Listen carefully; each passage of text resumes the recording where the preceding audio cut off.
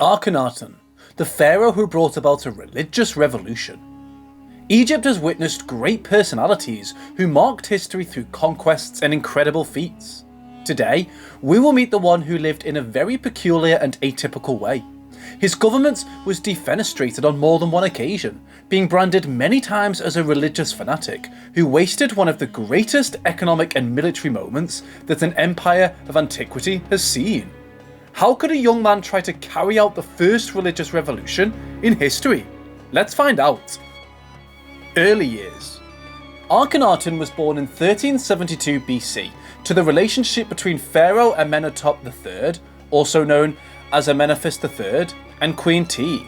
Curiously, Akhenaten's birth name was not this, but his parents had baptized him the same as the pharaoh, that is, Amenhotep.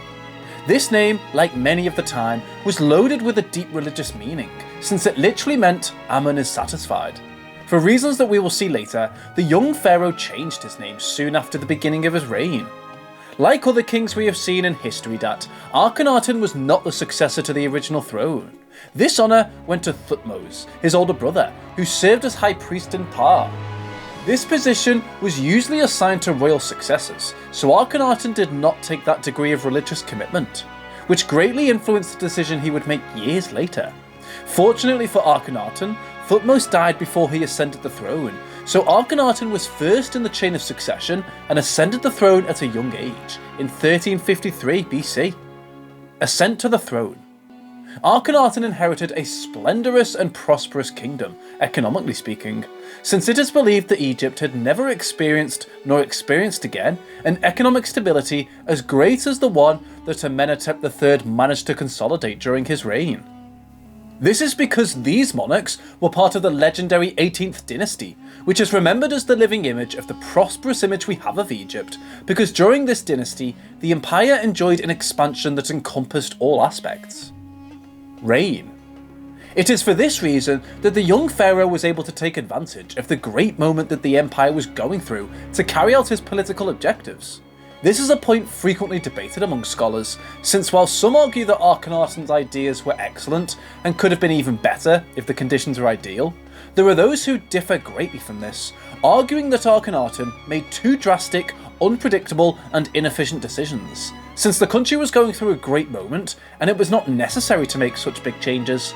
On the contrary, he should have repeated the formula of his father to continue enjoying the same splendour. These are only positions that historians have adopted over time due to the importance that Akhenaten had in the Egyptian empire. In fact, Akhenaten's transcendence goes far beyond what he represented for the empire, but his political movements have earned him an unprecedented historical milestone. If Akhenaten's reign could have been summarised in a single word, I think the most appropriate term would be experimental, since this pharaoh, beyond the intention with which he did it, carried out all kinds of changes. Amarna Revolution.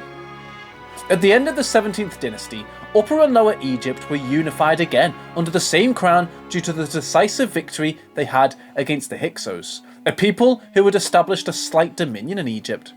Like all civilizations of the time, the Egyptians entrusted their battles and political movements to the gods. It was in this way that the cult of the god Amen grew exponentially, since they fully attributed to him the success they had against the Hyksos. Moreover, from that moment on, things for the Egyptians were going extremely well, which made the devotion to Amen grow even more. In fact, although the cult of Amen dates from several years before this event, the popularity he acquired during the best moment of the empire was enormous, so he was declared sovereign god of all Egypt, becoming a single deity along with Ra, becoming known as Amun-Ra. When all of Egypt was unified, Thebes was chosen as the capital of the empire, and this was no coincidence, since Amen was the official patron of the city and even had his main temple in Karnak. The victories that Egypt experienced in this period led to the inauguration of the so-called New Egyptian Empire, of which we have already spoken on this channel. Akhenaten noted that all this devotion greatly empowered the entire clergy of the god Amen, mainly the priests of the religion. His father and grandfather had already noticed this, so they tried to encourage other cults within the country, but they were not too successful, since Amen had been chosen as the main god of the people. Thus, Akhenaten carried out something unique and unprecedented up to that time, a spiritual reform within the country. He literally placed the figure of Aten above all the gods, in addition to prohibiting the cult of Ammon and moving the capital of the country away from Thebes, which represented a severe blow to the priests of Ammon, who had already become accustomed to enjoying great power. Throughout history, there has been much debate about this, as there are many opinions as to why Akhenaten decided to do this. Although many believe that it was a purely political decision, it's more likely that he did this out of religious conviction, since Akhenaten genuinely served the Aten, a god that his ancestors had already begun to worship.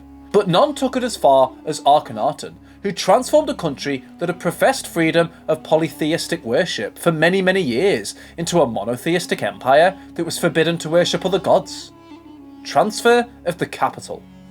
To make the people forget the cult of Ammon, Akhenaten was not enough to take away from Thebes the privilege of being the capital of the country, but he ordered to build the new capital between Thebes and Memphis, the previous capital.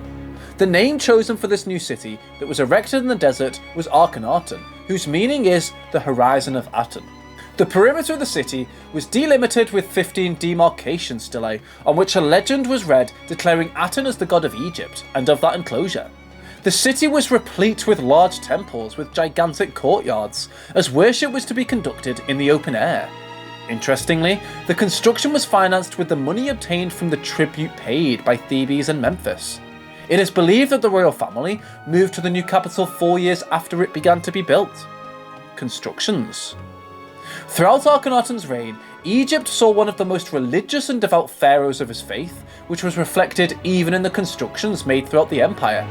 Akhenaten ordered the construction of temples and altars to pay homage to the deity, but to this day there is no physical evidence due to the ideological persecution that the emperors of the 19th Dynasty carried out against Akhenaten, who was baptized as the heretic king.